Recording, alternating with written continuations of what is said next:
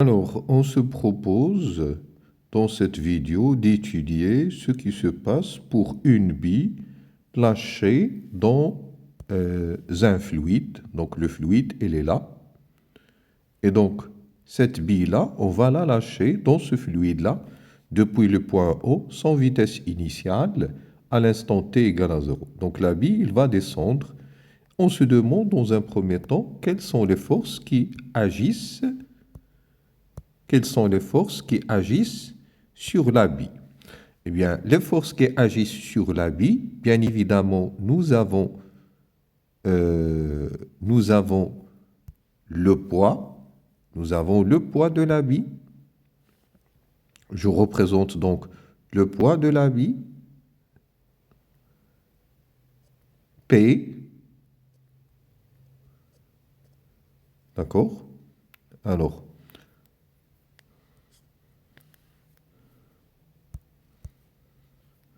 on représente le poids de la bille, P, et on l'exprime, P est égal en intensité, c'est 1 fois G. Nous avons également la poussée d'Archimède, F Archimède qui est égal à ρ du fluide fois le volume du corps de la bille fois G. Et pour sa représentation, je vais utiliser une autre couleur. Alors celle-là, ça représente la force, la poussée d'Archimède, qui est toujours orientée vers le haut. Nous avons également comme autre force, nous avons la force de frottement. Une force de frottement que l'on va exprimer comme étant son intensité, elle est proportionnelle K fois V, que je vais écrire en cursive, ça c'est la vitesse, V à la puissance N. Donc, faisons attention au fait que V, ça peut signifier la vitesse comme ça peut signifier le volume. Donc, V qui signifie le volume, on l'a représenté par un V majuscule. Et celle qui signifiait la vitesse, on l'a écrit en cursive. Donc, c'est la vitesse avec une puissance n qui peut être égale soit à 1, soit à 2, et même on peut avoir un cas où n peut prendre la valeur 3. C'est donc l'exercice qui propose quelle est la valeur avec laquelle doit-on travailler. Alors, représentons cette force-là, la force de frottement, elle est opposée au mouvement.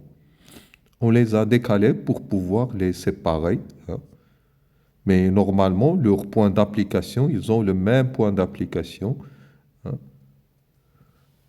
Donc maintenant, puisqu'on a, après avoir fait le bilan des forces, eh bien, on va donc appliquer la deuxième loi de Newton. Alors, deuxième loi de Newton appliquée à cette bille que je vais appeler le corps, le solide S. A, S. A, S. Donc c'est la somme des forces appliquées, elle est égale à M fois A. Et cette somme des forces, c'est le poids plus la poussée d'Archimède plus la force de frottement qui est égale à M fois A. Maintenant, on va projeter sur l'axe du mouvement, l'axe OX. Ça nous donne donc PX plus F Archimède X plus petit f x est égal à M fois AX.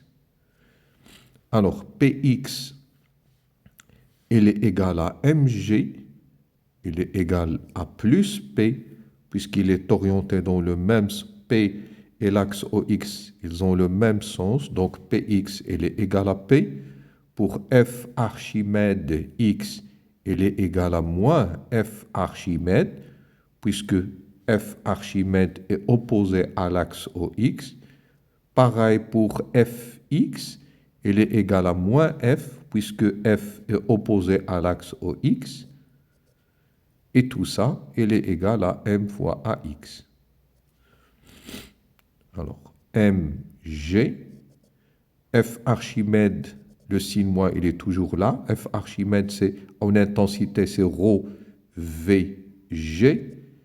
Petit f en intensité, c'est K fois V à la puissance n. Et tout ça, il est égal à m fois AX, qui n'est autre que la dérivée de V par rapport au temps.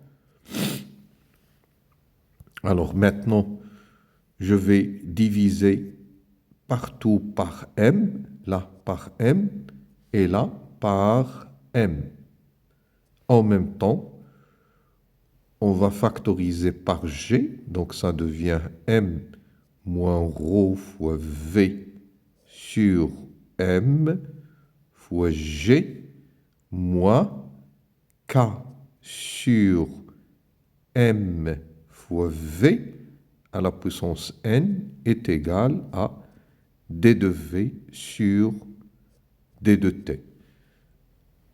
Alors, m sur m, on va davantage développer cette expression. M sur m, ça donne 1, moins ρ fois v sur m, facteur de g, moins k sur m fois v à la puissance n est égal à d de v sur d de t. D'où d de v sur d de t est égal à 1 moins ρ fois v sur m fois g moins k sur m fois v à la puissance n, que l'on va écrire sous la forme d de v sur d de t est égal, alors toute cette quantité-là, je vais l'appeler A, moins cette quantité-là, c'est B, fois V à la puissance N. Et voilà, ce qu'on a obtenu là, c'est ce qu'on appelle l'équation différentielle du mouvement. Ça, c'est l'équation différentielle du mouvement qui va s'écrire sous la forme de d de v sur d de t, c'est a moins b fois v à la puissance n. C'est comme ça qu'on établit l'équation différentielle. Alors, quelques propriétés intéressantes. Si on parle par exemple du régime permanent, en régime permanent,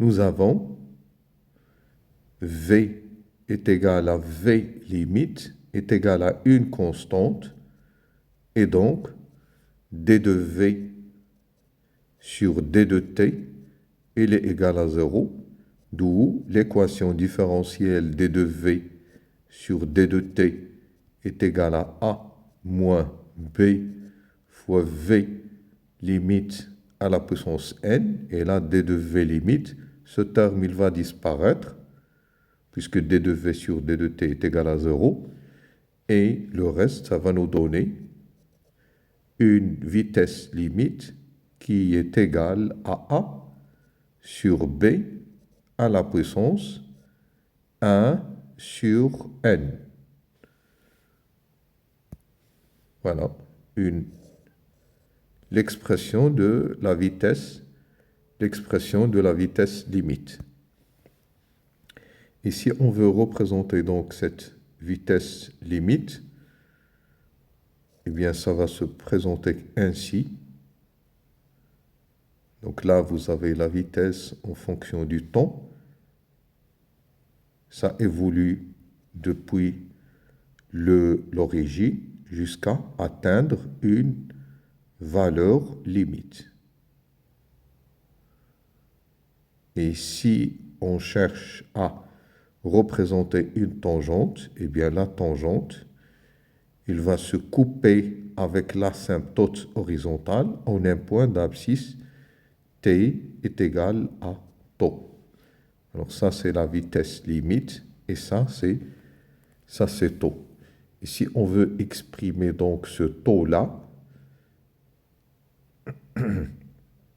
si on veut exprimer ce tau-là, tout simplement,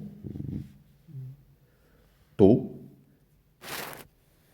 il est égal à v limite sur A0, parce que A0, l'accélération à t égale à 0, c'est d de v sur d de t lorsque t est égal à 0. C'est donc le coefficient directeur de cette droite.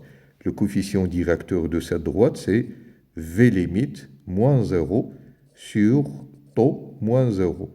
Donc c'est v limite sur tau. Voilà. OK.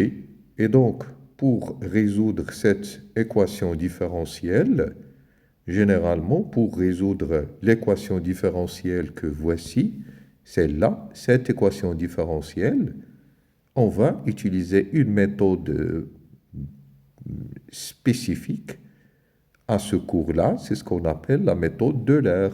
On va utiliser donc la méthode d'Euler pour résoudre cette équation différentielle. C'est quoi donc cette méthode d'Euler? Ça consiste en quoi?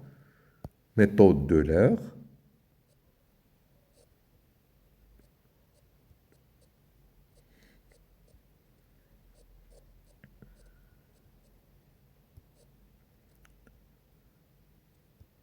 Alors, méthode d'Euler, ça utilise en fait l'équation différentielle qu'on a trouvée auparavant, qui est l'accélération A, qui n'est autre que d de v sur d de t, qui est égal à A moins B fois v à la puissance n. Et donc, cette relation-là, elle est valable pour n'importe quel instant, en particulier lorsque v est égal à vi et a est égal à ai. Et ajouter à cela, combiner cette relation-là avec la relation vi plus 1, c'est-à-dire que je peux calculer la vitesse vi plus 1 à partir de la vitesse précédente vi. Hein? Donc vi plus 1 est égal à vi plus ai fois delta t. Delta t, c'est ce qu'on appelle le pas de calcul. Donc ça, c'est ce qu'on appelle la méthode d'Euler. On va appliquer cette méthode d'Euler dans un cas particulier pour comprendre et voir son utilité. Alors, voilà le cas particulier pour lequel on va appliquer donc la méthode d'Euler. C'est ce cas-là. Il s'agit d'une application dans laquelle on donne l'équation différentielle d de v sur d de t est égal à a moins b fois v à la puissance n, avec a, la valeur de a c'est 8, la valeur de b c'est 0,2 secondes, plutôt 0,2 en unité internationale, et pour n, elle est égale, à 2. Alors pour A, elle est homogène à une accélération, ça doit être exprimé en mètres secondes moins 2. Il y a un 2 qui manque là. OK. La question est la suivante. Remplir le tableau suivant.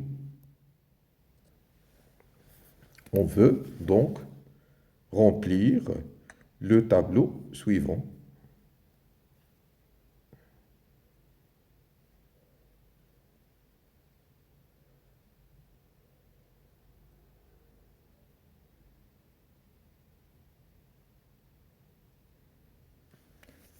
Alors, pour remplir le tableau suivant, nous avons des instants. T est égal à 0, t est égal à 0,3 secondes, 0,6 secondes, 0,9 secondes et on cherche à remplir ce tableau. Bien sûr, pour la vitesse de départ, V0, eh bien, cette vitesse, elle est imposée par l'opérateur, par celui qui fait l'opération, qui fait l'expérience.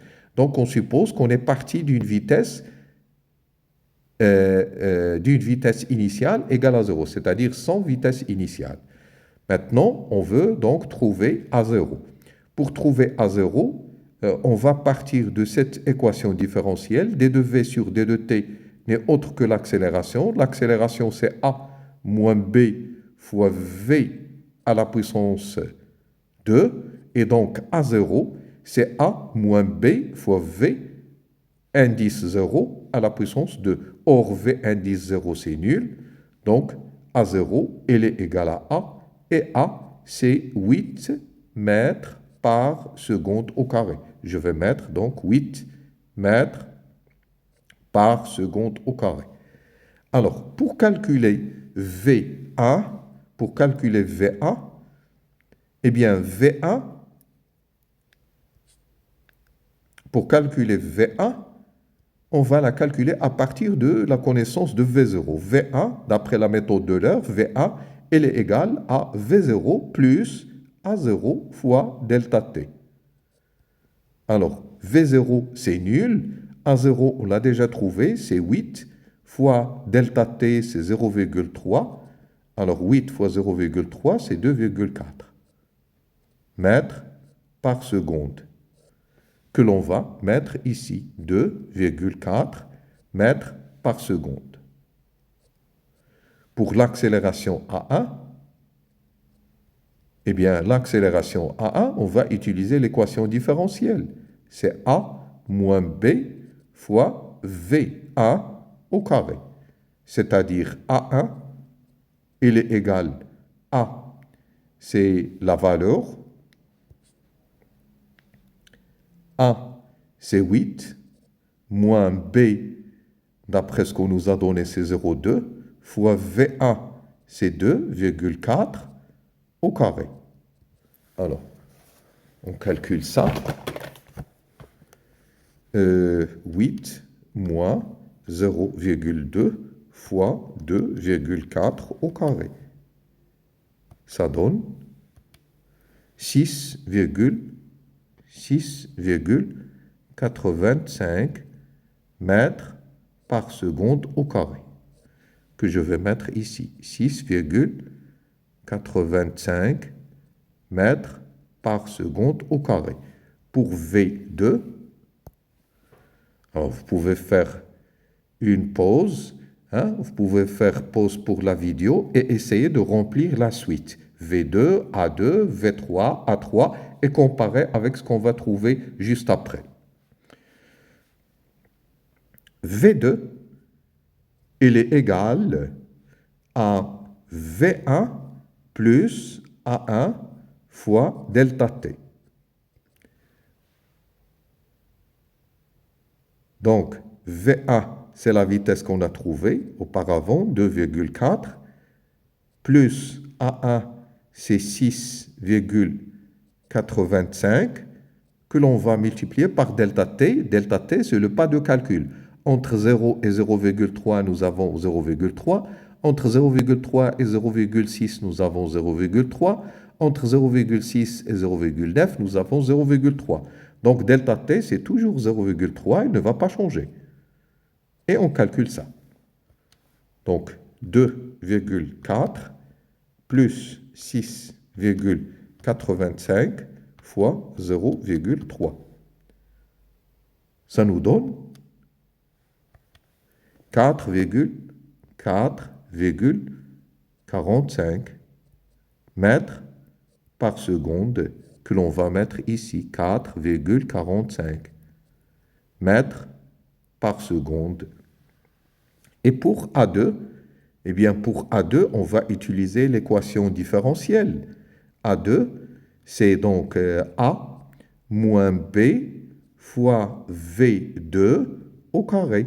C'est donc 8 moins 0,2 fois V2, 4,45 5 au carré. Alors, 8 moins 0,2 fois 4,45 au carré. Alors, ça donne 4,04 mètres par seconde au carré. Je vais la mettre ici. 4,04 mètres par seconde au carré. Et pour V3, on va faire pareil. Pour V3, eh bien V3, ça va se faire de la même façon. C'est à partir de V1, plutôt à partir de V2, plus A2 fois delta T. C'est ça la méthode de l'heure. Donc V2, c'est ce qu'on a trouvé, 4,45, plus A2, c'est 4,04, que l'on va multiplier par delta T, qui ne change pas. C'est toujours 0,3. C'est le pas de calcul. Alors, calculons tout ça. 4,45 plus 4,04 fois 0,3. Et ça donne 5,66 mètres par seconde. Attention, mètres par seconde. Alors, je vais mettre 5,66 mètres par seconde. Et pour la dernière opération, A3, bien sûr, A3, je vais la trouver à partir de l'équation différentielle, à savoir A moins B fois V à la puissance 3 au carré. Plutôt V indice 3 au carré. Donc A, c'est 8, moins B, c'est 0,2, fois V3, c'est 5,66 au carré. Je calcule tout ça. 8 moins 0,2 fois 5,66 au carré. Ça donne quelque chose comme 1,59 mètres par seconde au carré. 1,59 mètres par seconde au carré. Alors, de passage, on voit que plus le temps t augmente, on voit deux choses. C'est que la vitesse v, il va augmenter, mais l'accélération, vous voyez que l'accélération, ça diminue. Donc, l'accélération diminue et la vitesse augmente pour atteindre une vitesse limite qui est en fait v limite qu'on peut calculer. Voilà, c'est tout pour cette vidéo. On se revoit prochainement.